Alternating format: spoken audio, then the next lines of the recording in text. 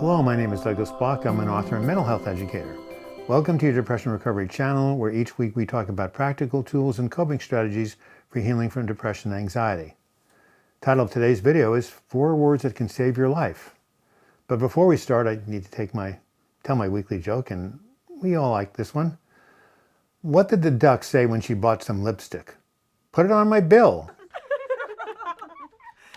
Right, well, as I said, the title of today's video is 4 Words That Can Save Your Life, and I actually did a video on this topic 3 years ago.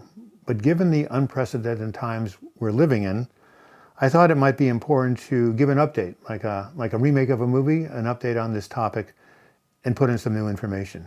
The focus of this channel is to help people with depression, anxiety, bipolar disorder, and other mental health disorders which can become chronic, ongoing conditions.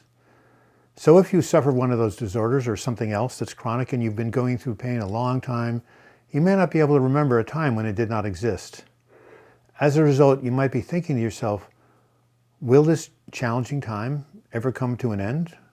When I was in the 5th month of my last depressive episode, I've had 4 of them, unfortunately, I began to wonder, my God, it's been 5 months, it's going to be 6. I mean, is there an endpoint here? And as I pondered it more and more, and as the depressive episode continued, I thought, well, maybe not. Maybe I'm stuck in this hell forever. And if so, maybe it would be better to leave the planet now. So I searched for an answer to this hopelessness. And I thought, is there a simple phrase, a simple affirmation that I can use that will help me to reduce these feelings of hopelessness and feel maybe there is something down the road for me? And what came to me was a famous Persian Sufi adage. And it was simply these 4 words: this too shall pass. Now, why are these words so powerful? They're powerful because they reflect or express a universal truth that our thoughts and our feelings do not remain the same forever. I'd like to read from you a quote by a very well-known book on suicide prevention called How I Stayed Alive When My Brain Was Trying to Kill Me. It's actually a memoir, and Susan Blammer says, "Every single feeling we have eventually does change, with or without any help from us. They never stay the same or at the same intensity. Every thought, every feeling, every experience we have arises, abides for a time, and then passes away." The Buddhists have a name for this condition. It's called impermanence. I remember my therapist trying to explain the concept of impermanence to me when I was telling her about my suicidal thoughts. I'd been living with my parents for 9 months. I was 33 years old. I had just been in the psychiatric hospital the previous month, and I saw no way or no possibility that my circumstances or my life could ever change. And sensing that I was in despair, Judy read to me the following parable. According to an ancient Sufi tale, a village was attacked and captured by a group of warriors. The king of the victorious tribe told the vanquished that unless they fulfilled his wish, the entire village would be put to death the following morning. The king's wish was to know the secret of what would make him happy when he was sad and sad when he was happy. The village people constructed a large bonfire, and all night long their wise men and women strove to answer this riddle. What could make a person happy when he is sad and sad when he is happy? Finally, sunrise dawned and the king entered the village. Approaching the wise ones, he said, "Have you fulfilled my request?" "Yes," they replied. The king was delighted. "Well, show me your gift." One of the men reached into a pouch and presented the king with a gold ring. The king was perplexed. "I have no need of more gold," he exclaimed. "How can this ring make me happy when I am sad and sad when I am happy?" Then the king looked again, and this time he noticed that the ring bore an inscription. It read, "This too shall pass."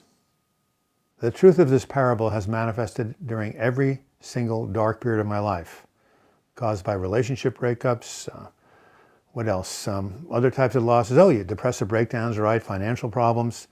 In each case, I was sure that I was stuck in these dark times, in these difficult circumstances that would never end. But the only constant in the universe is change, we learned from this story. And so, eventually, I found my way to better times.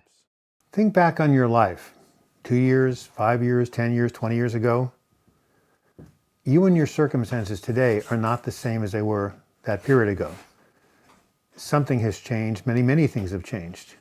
And if they change in the past, they can change in the future and lead you out of your present pain. Remember, this truth is universal. Nothing stays the same forever. Things are in flux. Again, the only constant in the universe is change. And again, if you look back in your life, I'm certainly not the same person I was 2 years, 5 years ago, 10, 20. Are you kidding me? 71 years old, 30 looks like a different lifetime. So this flow of change is always happening, always happening. It's like a river. And trust me, that river is going to take you to new and better places. This too shall pass. These 4 simple words can shift your focus away from despair and towards hope.